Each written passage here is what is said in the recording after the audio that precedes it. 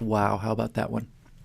Michael Glanville says, what can you say to military servicemen and women who may feel discouraged for another 4 years of a CNC who seems willing to sacrifice lives in order to preserve an image? Wow. First thing I would say to them off the top of my head is that when you decided to enlist for the U.S. military, you didn't enlist to protect a man or to protect a picture of a man. You didn't enlist to protect any individual or the idea of a leader. You didn't sign up to protect the commander-in-chief, and most importantly, you didn't swear an oath to protect the commander-in-chief, and certainly not a commander-in-chief by name. You decided to risk your lives, the only lives that you have, you young people, with your entire lives in front of you, decided to sign on the dotted line, and when you sign on that dotted line to become a serviceman in the U.S. military, you are basically agreeing, legally agreeing, to be placed in harm's way without your consent and without your ability to do anything about it. When you sign, it doesn't matter what your military occupational specialty is. You may be a highly technical skilled analyst. You may be a cook. You may be a cook on the USS Ronald Reagan in the bowels of a aircraft carrier, and you may be as far away from the pointy end of the spear as you can be on that particular ship. But if somebody decides to torpedo the Ronald Reagan, you've probably got the poorest chance of getting out of there. So every single person that signs up for the military signs their life away, signs the chance to have their life commanded away from them. You will go here and you will take this gun and you will do this, and you don't get to say no. And they do it in exchange for an idea, and the idea is to protect what America is about. And America is not about Barack Obama. America wasn't about Ronald Reagan either, by the way. You sign an oath to protect and defend the Constitution of the United States, and the people who are willing to do that are people who understand that if you're going to give your life for something, it better be worth giving your life for. And that means it better be something bigger than a person. It better be something bigger than a group of people. It better be something bigger than you. It better be something bigger than the wife or the kids you may leave behind. It better be bigger than your family. It better be bigger than all of this. You sign the document, you take an oath to protect the Constitution. And what you're really doing by swearing to defend the Constitution is you are swearing to defend the ideals that are built into the Constitution, and fundamental ideal. There's only one really, honestly. You get right down to it. It's freedom, that's it. It's just that simple. The Constitution is designed to preserve freedom. The Constitution is designed to limit government's ability to encroach upon freedoms. So when you swear to defend the Constitution with your life, what you're really doing is you're basically saying that some things are more important than me and my family and the people I'd leave behind and the hearts I'd break. You swear to give your life for freedom. And that's, I can't talk about that without getting a little weepy. I made that decision myself when I was 17. I went down to join the Air Force. And I didn't just go down to join the Air Force on a whim. I'd studied for 12 years to become a fighter pilot. I knew everything. I knew every airplane in the U.S. inventory, Soviet inventory. I knew everything about the weapon systems. I knew what enemy tanks looked like. I knew how they were deployed. I knew what was going on in the world. I knew astronomy. I knew everything. Aerodynamics. I was ready to go. I went down to the physical for the Air Force Academy. I had my congressman lined up, all that stuff, and they said, vision's not good enough, so you don't get to be a pilot. And I didn't have to go. I could have gone in as a navigator, and I'm somewhat ashamed that I didn't anyway. But my feeling at the time was there were pilots and passengers, and I wanted to be a pilot. We were in at war. It was 1976. It was really at the nadir of American confidence. Vietnam was over, and Reagan hadn't come back and built us back up yet, and it was really a tough time to be in the military, but I was ready to go. So I understand this. And I understand also the appeal of the economics. I understand the appeal of a paycheck. I understand the appeal of a skill. I know I'm certainly the last person to say this. Every businessman in the world, in the country, believes this. I'd hire a vet before anybody else. If I had any two applications in front of me, I'd take the vet. I'd take the vet if they were equal. I'd take the vet if they were close. I'd take the veteran over somebody who was significantly more qualified on paper.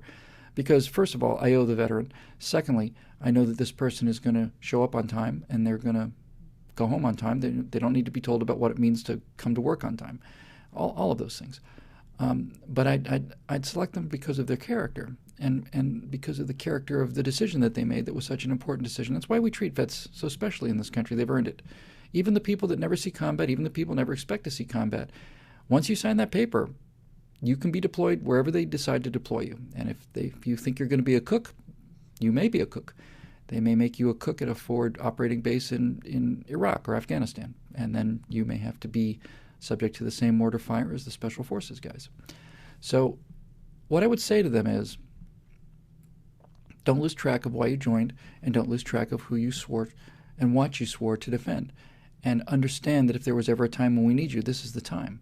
Because we're going to see some bad things out there. And we're going to see this country diplomatically do things that are going to put our military at greater risk and are going to take a long time to undo.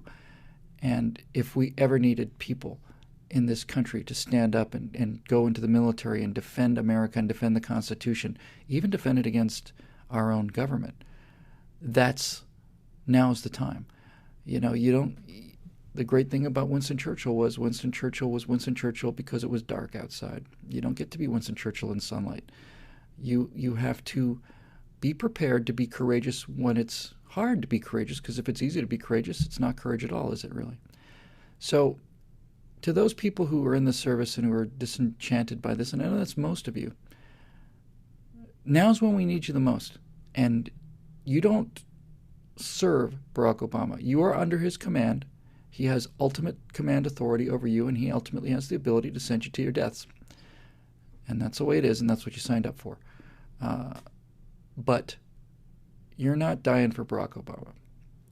And you may, in fact, find yourself putting your life on the line for the ideas that are antithetical to Barack Obama, but the essence of what you swore an oath to. Don't be ashamed of it, and don't be conflicted about it.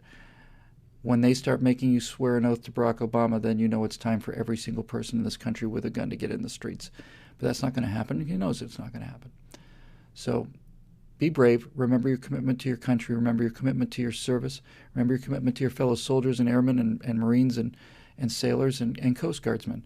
Remember, ultimately, when it's all said and done, you'll be fighting for the people who are standing next to you. And never forget that this country will never forget what you do. They'll never stop being grateful for what you do, no matter who's commander-in-chief. And again, the darker it gets outside, the more we need those lights of courage. And I swear, if it weren't for the military, when I say the military, I don't mean the military in terms of the military's ability to defend us against these jihadis or these communists, and we do that in 48 hours. What the great service that the U.S. military is providing to the country now is the military culture. It's the culture of people who were NCOs or sergeants who have sons that become Marines, whose fathers were Marines, whose grandfathers were Marines, whose great-grandfathers were Marines.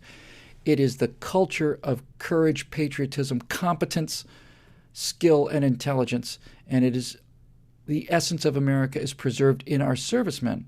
That's a sad statement, but it's true. And that's why so many people who become servicemen understand this so well. They self-select themselves out of the population. It's not like people are soldiers and then they learn about the Constitution. People who feel these things, who feel compelled to protect freedom, join the military.